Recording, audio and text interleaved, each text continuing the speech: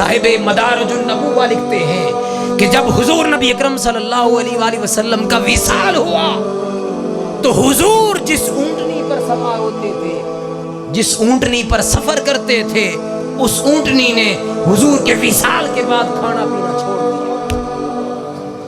जानवर, इंसान नहीं। इतना शऊर उनको भी था, इतना अक्ल उनको भी था कि ये अल्लाह के महबूब है। ना खाती थी ना पीती थी, इसी भूख और प्यास में जीते जीते बिलाखिर वो फौत हो गई, मर गई।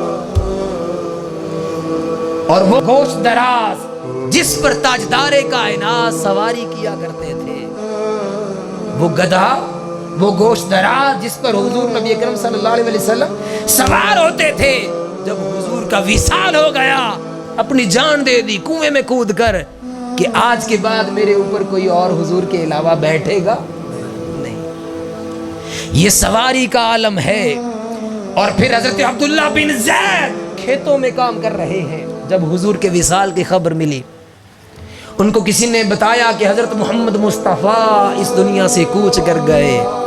वहीं पर बैठ गए, अल्लाह के हुजूर हाथ उठा लिए और अल्लाह के हुजूर इल्तिजा की कि बारी ताला, अब्दुल्ला बिन ज़ैद ने जिन आंखों से हुजूर का मुखड़ा देखा, मैं नहीं चाहता कि मैं जिंदा रहूं और ये आंखें हुजूर के दीदार के अलावा किसी और को देखें। बारी ताला, अगर तुझे मेरी नेकी कबूल है, मेरा ईमान कबूल है, बारी ताला मैं तेरी बारगाह में इल्तिजा करता हूं कि मेरी निगाहों की बेनाई को सल्ब कर ले। चुनांचे उसी लम्हे हजरत अब्दुल्ला बिन ज़ैद, उनकी आंखों की बेनाई जाती रही। इस वीडियो को शेयर जरूर कीजिए, हो सकता है आपके एक शेयर से ये बात किसी के दिल में उतर जाए।